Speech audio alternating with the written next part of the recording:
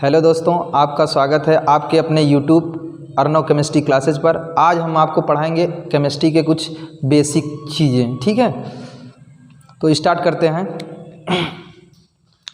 Chemistry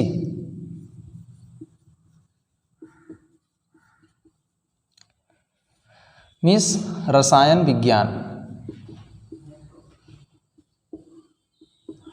तो हम लोग देखते हैं कि केमिस्ट्री जो है किस वर्ड से बना है और किस देश से लिया गया है, इसके पिता कौन हैं। आइए देखते हैं। केमिस्ट्री जो है ग्रीक वर्ड है एक। केमिस्ट्री कीमिया नामक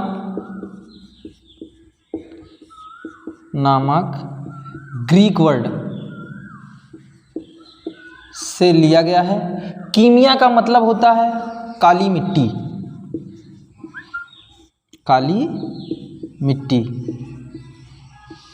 एक देश है मिस्र देश में, वहाँ पर काली मिट्टी को लोग कीमिया बुलाते थे और वहाँ की मिट्टी बहुत विस्फोटक थी, इसलिए उसे कीमिया करके बुलाते थे। और ये विस्फोटक होने के कारण धीरे धीरे ये कीमिया नामक शब्द जो है केमिस्ट्री में बदल गया।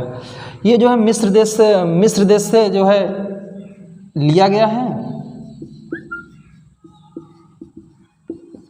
और रसायन विज्ञान के पितामह लेवासियों को माना जाता है, लेवासिए। ठीक है, आइए अब हम लोग स्टार्ट करते हैं। ये थे कुछ केमिस्ट्री के बारे में कुछ बेसिक चीज़ें। अब हम लोग स्टार्ट करते हैं अपनी क्लास।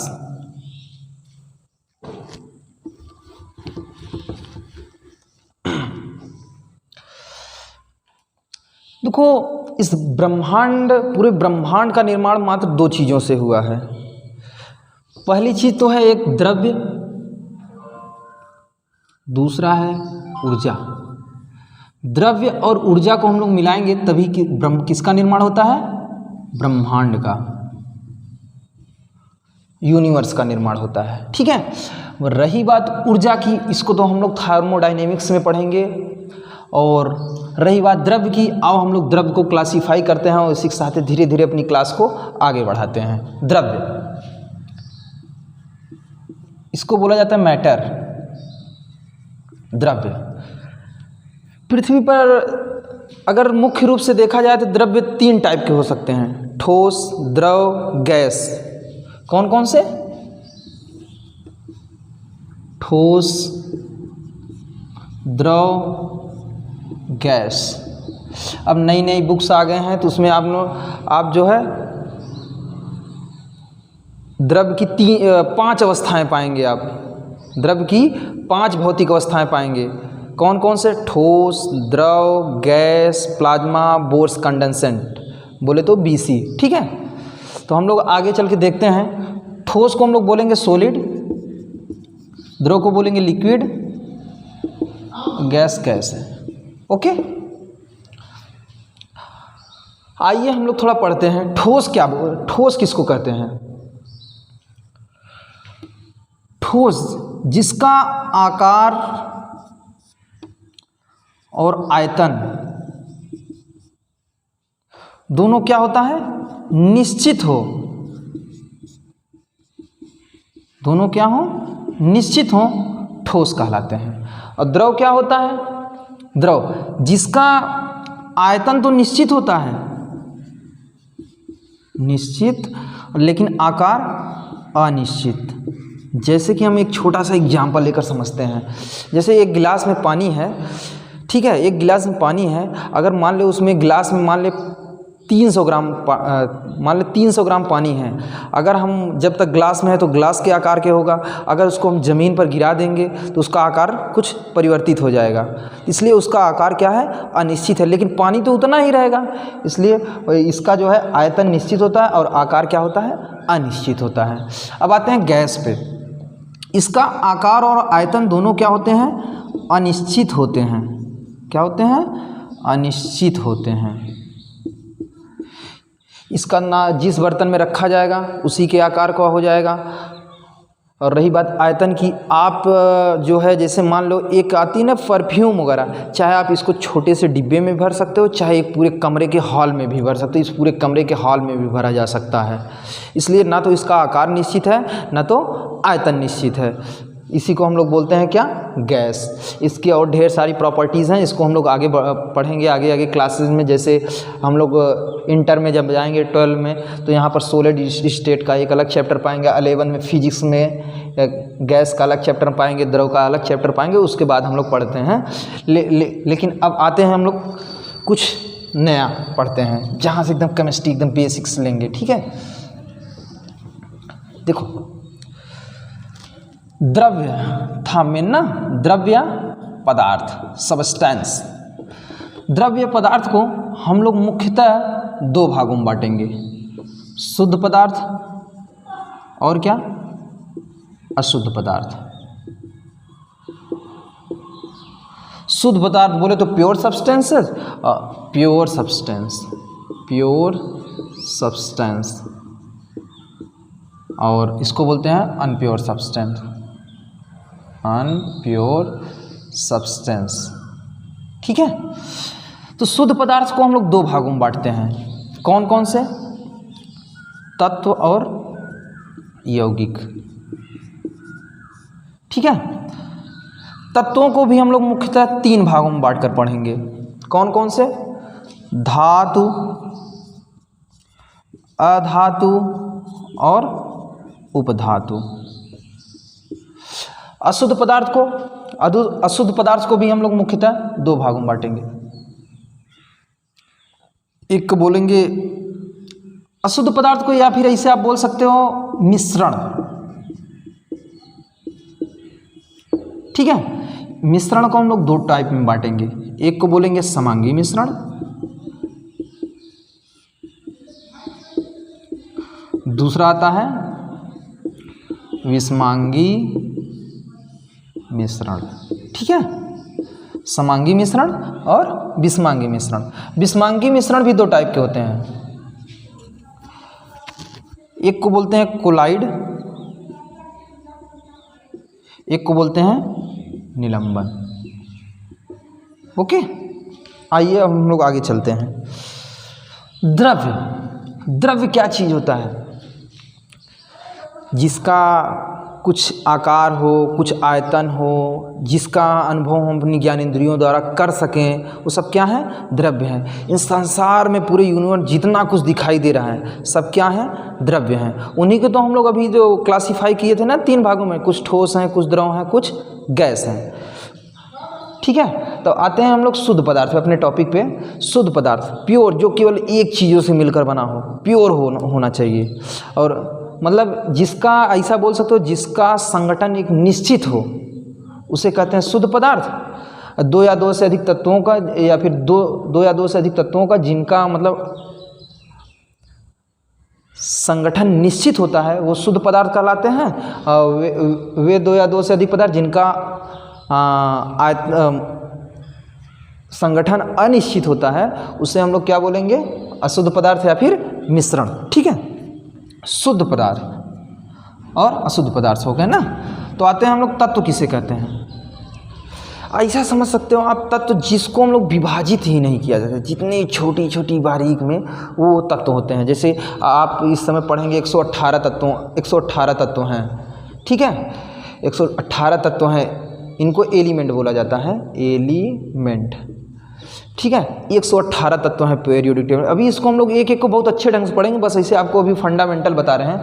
यौगिक किसे कहते हैं, दो या दो से अधिक तत्वों को अगर एक निश्चित अनुपात में मिला दिया जाए, दो या दो से अधिक तत्वों को अगर एक निश्चित अनुपात में मिला दिया जाए तो क्या बन जाता है, यौगिक बन जाता है। जैसे वाटर 1:8 के अनुपात में होता है ना, जैसे दिखाते हैं हम आपको।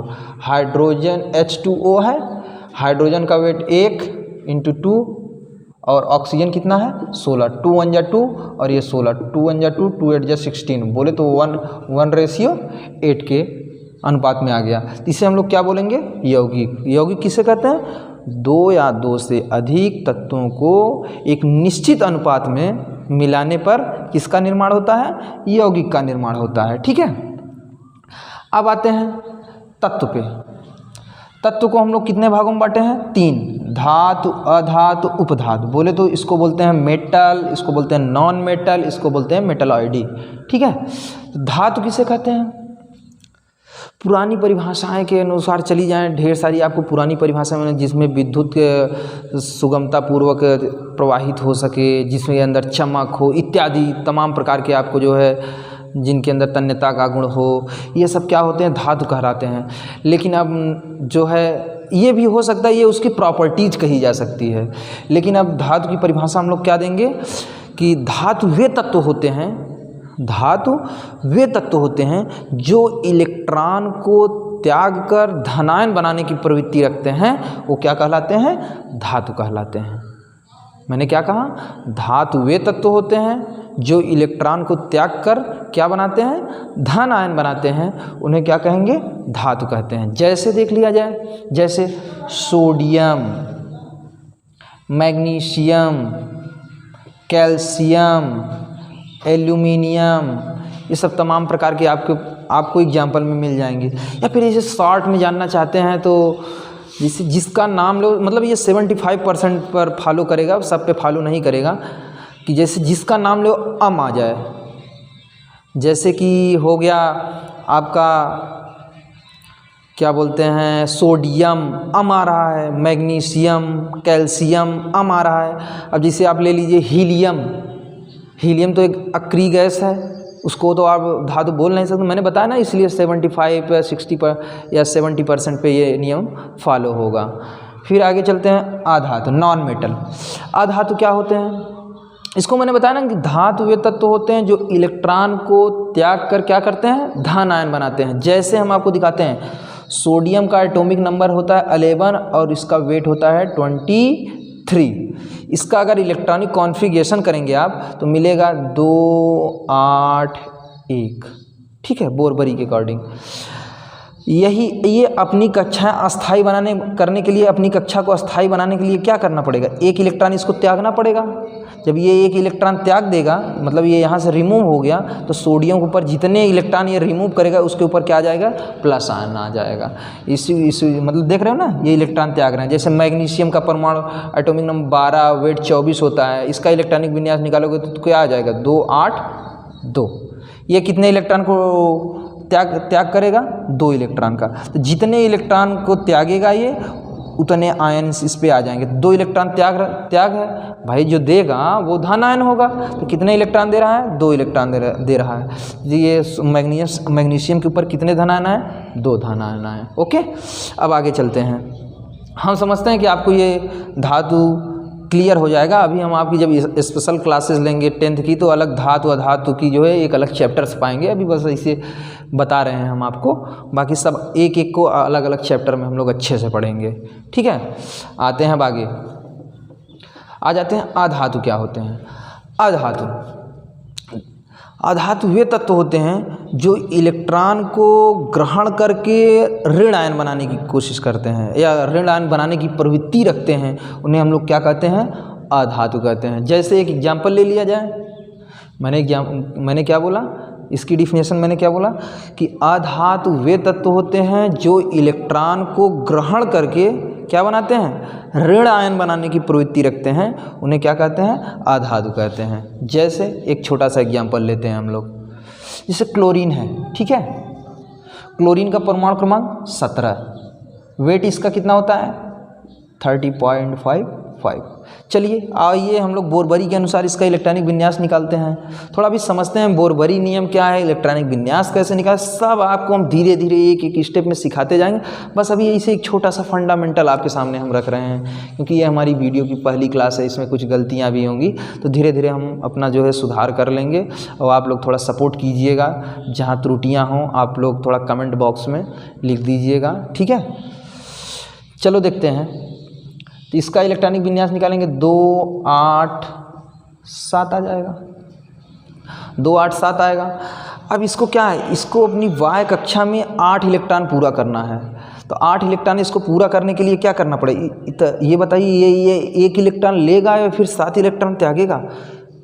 इसको सरलतापूर्वक क्या पड़ेगा कि एक इलेक्ट्रॉन हम ले ही लें, का फ़ायदा 7 इलेक्ट्रॉन त्यागने से।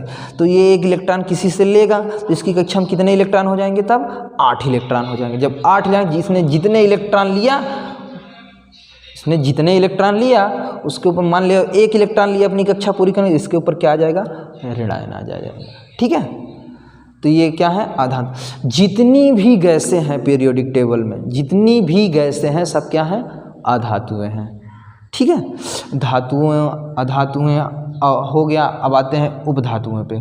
उपधातुएं इसको बोलते हैं मेटलॉइडी, मतलब जिसके अंदर धातु अधातु दोनों का गुण होता है, उसे हम लोग क्या बोलेंगे, उपधातु बोलेंगे। जैसे आर्सेनिक, एंटीमनी, बिस्मथ एक्सेट्रा, ये सभी इनके एग्जाम्पल हैं। 5-7 हैं, बस इसको याद कर लिया जाएगा। ठीक है, तो ये सब धातु अधातु उपधातु का एक अलग सा चैप्टर पाएंगे। अभी हम लोग को बेसिक चीज़ें देख रहे हैं, बस इतना आप लोग समझते रहें, बस कंपाउंड वगैरह सब कुछ अच्छे से पढ़ेंगे। तो आइए हम लोग अशुद्ध पदार्थ की बात करते हैं।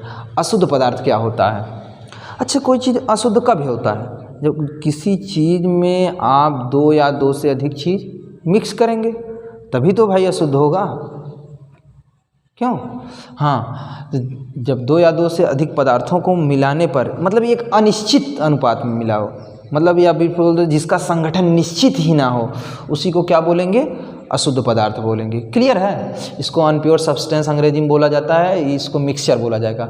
तो ये अनप्योर सब्सटेंस कहो या फिर मिक्सचर कहो, बात ये की है, क्योंकि मिश्रण है ना भाई। 2 या 2 से अधिक चीज़ मिलाओगे तो अशुद्ध हो गया। अशुद्ध हो गया मतलब मिश्रण हो गया। मिश्रण को हम लोग कितने भागों में बांटे हैं? 2 भागों में। कौन कौन से? समांगी मिश्रण और विषमांगी मिश्रण। समांगी मिश्रण किसे? इसको बोलते हैं होमोजीनियस मिक्सचर। Homogeneous mixture. ठीक है, इंग्लिश में ना जाइएगा, कहीं न कहीं त्रुटियाँ होंगी। और इसको बोलते हैं हेट्रोजीनियस। Heterogeneous mixture. तो हम लोग देखते हैं समांगी मिश्रण क्या होता है। आप ऐसे समझो, समांगी मिश्रण को, या फिर हम लोग इसको एक नाम और दे सकते हैं, विलयन सॉल्यूशन। क्या बोल सकते हैं? सॉल्यूशन। ठीक है, तो समांगी मिश्रण है जैसे 2 या 2 चीज़, जैसे मान लो आप चीनी लिए। ठीक है, आपने 1 लीटर पानी लिया, 100 ग्राम चीनी लिया, आप मिला दीजिए, मिल जाएगा। क्या आपको दिखाई देगा? चीनी अलग पानी अलग आपको दिखाई देगा? नहीं दिखाई देगा ना। तो हाँ, तो ऐसे मिश्रण को हम लोग बोलेंगे क्या? समांगी मिश्रण। विलयन क्या हुआ? 2 या 2 से अधिक पदार्थों के अगर समांगी मिश्रण है तो उसी को क्या बोल देंगे? विलयन बोल देंगे। जैसे चीनी और पानी का मिश्रण, चीनी और पानी का मिश्रण। ओके, तमाम प्रकार के होते हैं। अब विषमांगी मिश्रण, इसको हम लोग और अच्छा ढंग से पढ़ने के लिए भैया आप जाएंगे, जब क्लास 12 में जाएंगे, क्लास 12 का 2nd चैप्टर है सॉल्यूशन, NCERT की बुक में। ठीक है, वहाँ पर आप जो है विस्तृत ढंग से अध्ययन करेंगे। उसमें देखेंगे विलयन की भौतिक अवस्था के आधार, या विलेय या विलायक की प्रकृति के आधार पर विलयन 9 प्रकार के होंगे, हम देखेंगे। ठीक है, अभी हम लोग केवल बस ऐसे पढ़ते जा रहे हैं, वो थोड़ा ऐसे बेसिक चीज़ें समझते जा रहे हैं, कैसे पढ़ा जाएगा केमिस्ट्री, कैसे ध्यान दिया जाएगा।